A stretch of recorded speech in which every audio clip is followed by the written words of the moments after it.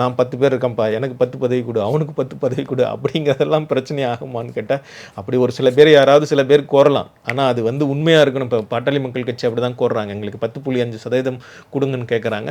ஏற்கனவே சட்டமன்றத்தில் வெளியிட்ட ஒரு தகவல் ஒன்று, அமைச்சர் பிற்படுத்தப்பட்ட ஒரு நலத்துறை அமைச்சர் வெளியிட்ட ஒரு தகவல் ஒன்று, அவங்க 10.5%ஓட பல துறைகளில் கூடுதலாக பதவிகள் இருக்காங்க, சில துறைகளில் குறைச்சலாக இருக்காங்க.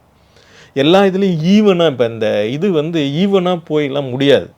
நம்ம இதெல்லாம் எதுக்கு இது பண்ணுறோன்னு சொன்னால், இப்படி தான் பிரிச்சிருக்கோம். இவங்க அப்படி கோர்றாங்க. இப்போ பல பகுதிகள்லையும் அப்படி தான் இருக்குது. இதெல்லாம் எதுக்கு இப்படி வந்து நம்ம சில நலத்திட்டங்கள் அல்லது வந்து சில இடங்களை வந்து இந்த ரிவர்ஸ் பண்ணுறது, பாகுபாடுகளை ஒழிப்பதற்காக சில நடவடிக்கைகளை மேற்கொள்ளக்கூடிய நடவடிக்கைகள், சிலருக்கு பாகுபாடு காட்டுதல் நேர்முறையாக அப்படிங்கிறதெல்லாம் எதுக்கு அப்படின்னு சொன்னால், சிலருக்கு முன்னுரிமைகளை வழங்குதல், இதெல்லாம் எதுக்குன்னு சொன்னால் எல்லாரும் சமத்துவத்தை நோக்கி நடைபோடுறது தான். நம்ம எல்லாரும் சமத்துவமான சமுதாயமாக மாறுறதுக்கு தான் இத்தகைய முயற்சிகளை மேற்கொண்டுகிட்டு இருக்கோம்.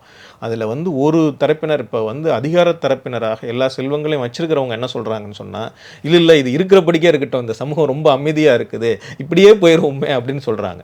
அவங்க அதை வந்து சொல்கிறதுக்காக தான் மாறுபட்ட வகைகளில் பல்வேறு தரப்பினரிடம் இருந்தும் இப்படி வேறுபட்ட குரல்களை எழுப்பறக்கு முயற்சி பண்ணுறாங்க. ஆனால் அது இப்போ பெருசாக இப்படி வந்து உடனே இந்த டேட்டாலாம் வெளியான பிறகு பயங்கர மோசமான நிலைமையெல்லாம் உருவாயிரும் அப்படின்னு சொல்கிறதுக்கெலாம் ஒன்றும் இல்லை.